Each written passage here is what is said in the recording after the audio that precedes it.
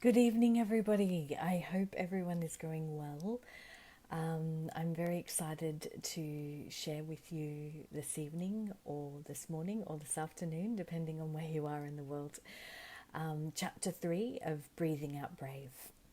If you haven't already seen the previous chapters, they're still live and free recordings on my main Facebook wall of chapters 1 to 3. Introduction, chapter 1 and chapter 2. So the first three chapters of Breathing Out Brave are available if you'd like to listen to them after this or before this. I will be continuing to share chapters of each chapters of Breathing Out Brave each day for the rest of this month. And so I'm looking forward to sharing with you, and I'll be alternating the times between early morning and evening times every day.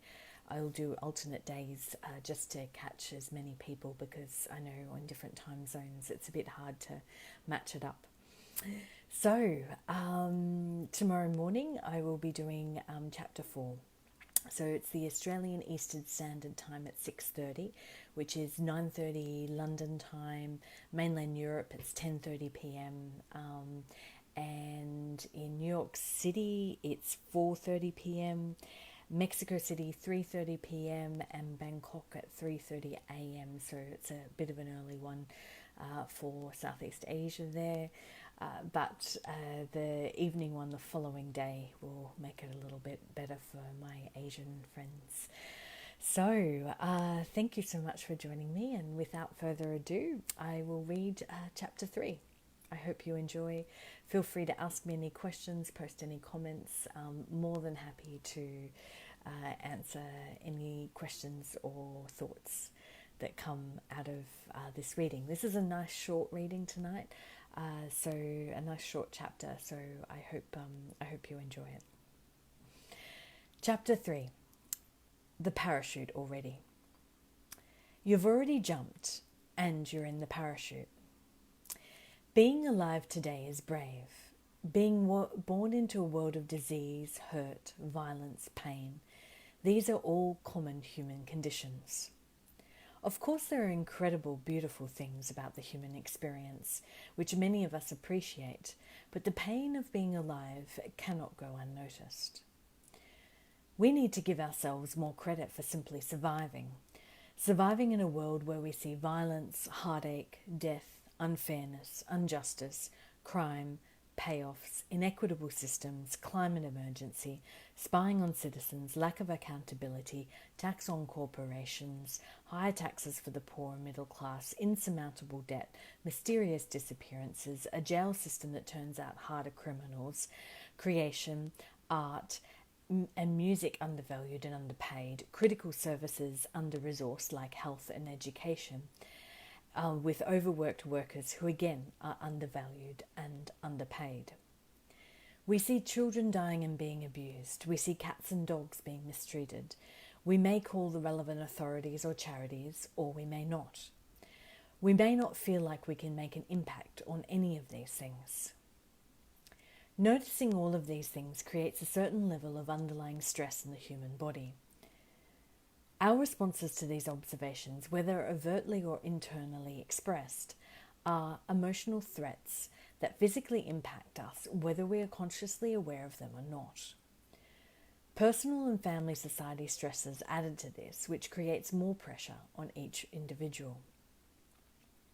The pressure we may receive from our families or important people in our lives is to perform, shine, get out there, get a job, hold on to a job, get a house, hold on to a house, get a partner, hold on to a partner, look good, stay looking good, post on Instagram, show the world that you love your life and that your life is obviously amazing. Comparing ourselves to others is an international pastime. Not being enough, not doing enough, not being as attractive as people on TV, in movies or beauty shows.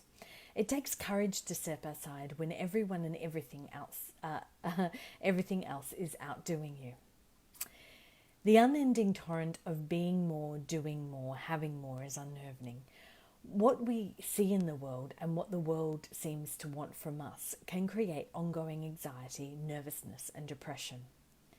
Mental health and behavioural problems, for example depression, anxiety and drug use, are reported to be the primary drivers of disability worldwide. Major depression is thought to be the second leading cause of disability worldwide and a major contributor to suicide and ischemic heart disease. Quite simply, it's brave just to exist. Feel that. Seriously, take a moment to feel into that. The fact that we're walking around and functioning in a world that contains so much pressure and intensity is really incredible. We need to give ourselves more credit. If we can accept this, that we are brave for simply functioning, perhaps it can provide us with a little relief. A little breath. And exhale. But what about, but, there will always be buts. So let's just accept the buts too. And then exhale. You are doing so well. So much better than you think. Exercise. Break time. Take some time off now. Go get a hot chocolate. Take a walk without your phone or music device. Admire the plants, buildings, and people on your way past. Really take some time to observe what's around you. There's so much to observe than when you are rushing past every day. Each one of these things is not there by chance, but through a series of incredible events. Life taking seed, sprouting, struggling in pollution, lack of nutrients, yet miraculously surviving and sometimes thriving, much like you. Reflections on part 1. Understanding your brave and your fear. You're already brave and you're already I'm going to start that again. You're already brave and you've already done brave things in your life. Reflecting on the times that you've taken a leap, overcome challenges and gotten to where you are now will hopefully inspire you to go deeper and further through the exercises in this book. Change can be hard to navigate. You may be at a turning point right now. When experiencing change, we often default to autopilot, repeating ways of response, fears, and emotional patterning. Part 1 has introduced you to these ideas, and Part 2 will take you through examples and exercises that will help you dive into the patterns and fears and discover ways to resolve them. So that's the completion of Part 1 of the book. Tomorrow morning, which is in probably about 9 hours' time, I think, randomly, I will start Chapter 4, which is also the start of Part 2 of the book. And that delves into our internal reflections and thinkings about ourselves. So I'm really looking forward to diving into part 2 with you over the coming week. Again, it's only 99 cents to download from Amazon until the 6th of April. If you want to get it now, grab it on the Kindle version there. I thought I would also finally end this session with the first reviews that have just been coming in on the book, which is really touching for me.